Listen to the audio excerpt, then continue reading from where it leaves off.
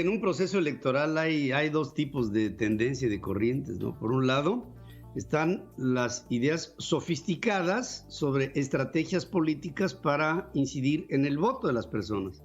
Y hay otras que son pues, las de siempre, ¿no? Que son las de la carrera, las de la trampa, las de todo tipo de, incluso hasta la presión a la sociedad para que vote por, presión que puede ser directa o indirecta, para que vote por ciertas condiciones y propuestas del mundo político.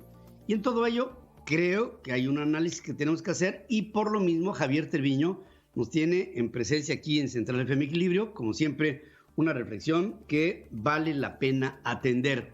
Y te saludo, mi querido amigo. ¿Cómo estás, Javier? Esta mañana, buenos días. Hola, Pedro, buenos días. Qué gusto estar contigo de nuevo. Efectivamente, las campañas electorales pues son, Pedro, un ejercicio de organización y de comunicación. Y el candidato que sea más hábil para definir la contienda, por lo general es el que se lleva el triunfo. Y no hay más que tres alternativas. O los candidatos debaten sobre posiciones en torno a un tema, o debaten sobre el desempeño del gobierno, o sobre la personalidad peculiar de cada contendiente. Y hay un académico estadounidense, Russell Dalton, que es profesor de la Universidad de California en Irvine y director del Centro de Estudios para la Democracia, que definió con agudeza, Pedro, el voto temático y ofrece un marco analítico que clasifica los temas en tres categorías relevantes. Temas de posición, lo que se llaman position issues, temas de desempeño, performance issues, y temas de atributos, attribute issues. Y en los últimos días, Pedro, pues se han presentado ante la nación aquí dos visiones para intentar definir los temas de la elección del 2021. Vamos a ver, la primera fue un desplegado en donde más de 500 ex legisladores del PAN, del PRI, del PRD, de Movimiento Ciudadano Independientes, de 16 legislaturas federales diferentes, hicieron un llamado a que se garantice en el país el equilibrio entre los poderes, se diseñen presupuestos razonables, en los que se priorice el gasto en salud, en educación, en seguridad pública, cultura, fomento económico, y nos informaron que en breve darán a conocer su agenda y llamaron a los partidos políticos a incluir candidatas y candidatos no militantes para puestos de elección popular. Bueno, a este grupo de personalidades, y uno puede leer completo el desplegado, les interesa definir la contienda en términos de temas de desempeño. La segunda visión, Pedro, es la del presidente López Obrador, que envió al Senado la solicitud para la consulta popular que decida si se somete o no a proceso a los expresidentes. Es un recurso que no tiene precedentes, es la primera vez que un presidente solicita una consulta pública y en 12 páginas el presidente hace una relación de los posibles delitos de cada uno de los antecesores de 1988 a 2018, en ese periodo que él ha bautizado como periodo neoliberal. Y propone la pregunta de si la gente está de acuerdo o no con que las autoridades competentes, con apego a las leyes, al procedimiento, investiguen y en su caso sancionen la presunta comisión de delitos por parte de los expresidentes. Entonces, aquí muy importante es que al presidente López Obrador le interesa definir la campaña y la elección en torno a un tema de posición y alejarse definitivamente de los temas de desempeño. Porque los temas de desempeño, Pedro, se refieren al juicio del elector acerca de qué tan efectivamente un gobernante ha cumplido con su deber.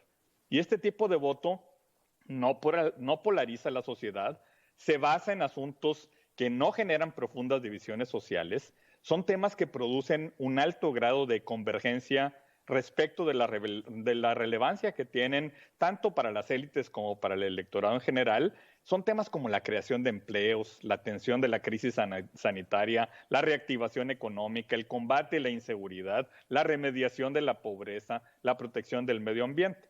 Esos son temas de desempeño.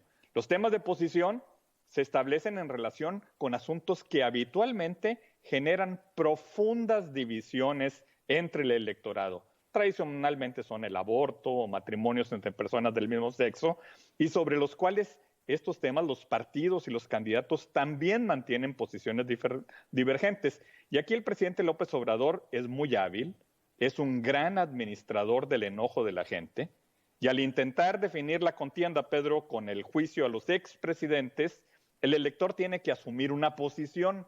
¿Estás a favor o en contra de un rechazo a los expresidentes y de un México justo y sin corrupción? Entonces aquí nos preguntamos, ¿quién es el dueño del tema de una contienda? Pues el que lo define a tiempo. Y todo se tratará después de arrebatar las banderas, de apropiarse del terreno de la discusión. Esto es muy importante. Ahora, la pregunta es, ¿podrá el presidente López Obrador hacer la autopsia de este neoliberalismo como lo intenta hacer sin culpar a nadie? Yo creo que es importante que vea, que reflexione, que analice y encuentre lo que no funcionó en ese periodo de 1988 al 2018. Los errores siempre son lecciones invaluables. Hay que mirar cuidadosamente las decisiones que se tomaron mal y es indispensable esto para no repetirlas. Es la única manera de poder hacer las cosas mejor que los de antes. Sin embargo, entrar al juego de la culpabilidad, que eso es muy fácil, es un juego muy peligroso. Un gran jefe de Estado hace suyos los resultados, nunca busca excusas ni culpa a otros. Cuando se culpa a los otros, pone el freno de mano a cualquier mejora posible. Cuando se culpa a los otros, se está desperdiciando la gran oportunidad de resolver los problemas y los fracasos de ayer tienen que convertirse en el éxito de hoy. Y en lugar de consultar al pueblo si se debe o no culpar a los expresidentes, el presidente López Obrador podría preguntarse, ¿qué puedo hacer para encarar con eficacia los retos de México en el siglo XXI y hacer que todo funcione mejor? Tiene todo para innovar y crear valor público. Cuando se asume la responsabilidad, se despeja, Pedro, el horizonte para mirar hacia adelante.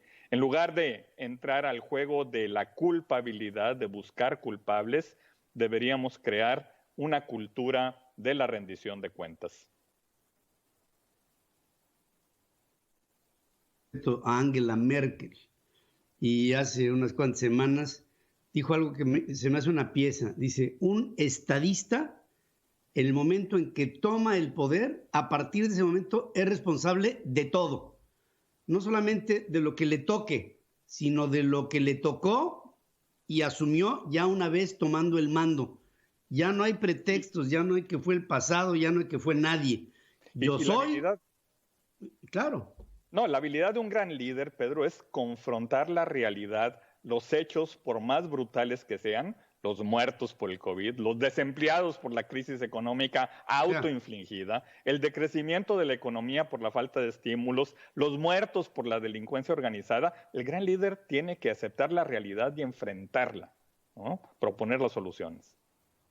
Por supuesto que sí, querido Javier, como siempre, poniendo justamente el dedo en la llaga sobre lo que hoy por hoy es, y espero que evolucione hacia un grado de madurez, la asunción de todos los factores políticos que deben de tomarse como responsabilidad en un momento determinado, para México o para cualquier parte del mundo. Javier, como siempre, te mando un saludo y un abrazo. Muchas gracias, Pedro. Igualmente, un abrazo. Buenos días. Gracias. Hoy en la mañanera el presidente de la República otra vez vuelve a hablar de Frena. Y otra vez, con ironías, ¿no? Vuelve a decir que ojalá y aguanten el tiempo suficiente en Frena y que invita a los líderes, a los que verdaderamente están moviendo a Frena, a que no se vayan a hotel, la misma, que no se vayan a hoteles y que se queden con la gente. Yo recuerdo que cuando en el 2006 el entonces candidato derrotado López Obrador convoca a la invasión de Reforma, él no se quedó a dormir en la noche, ¿eh? Y ahora le pide a los que han organizado Frena que se queden, que ya es una responsabilidad de estos líderes si se quedan o no, pero yo no sé por qué el presidente habla de ello. Y dice, ahí otra vez ironiza, ¿y por qué no? Miren, van a tener una instancia para revocarme el mandato en el 2022. Incluso le dice a Frena, ¿por qué no hablan con los líderes en el Poder Legislativo y adelantemos, que es lo que quiere él, adelantemos lo de la revocación de mandato para las elecciones intermedias? Que hubo una determinación en el Poder Legislativo para que no fuera ahí, para que el centro de las elecciones intermedias no fuera el presidente. Y el presidente otra vez dice, pues díganle al Poder Legislativo que mejor revoquemos el mandato el año que entre y entonces a ver ahí como jugando a las venciditas. Es de risa o de llanto de este hombre que gobierna México.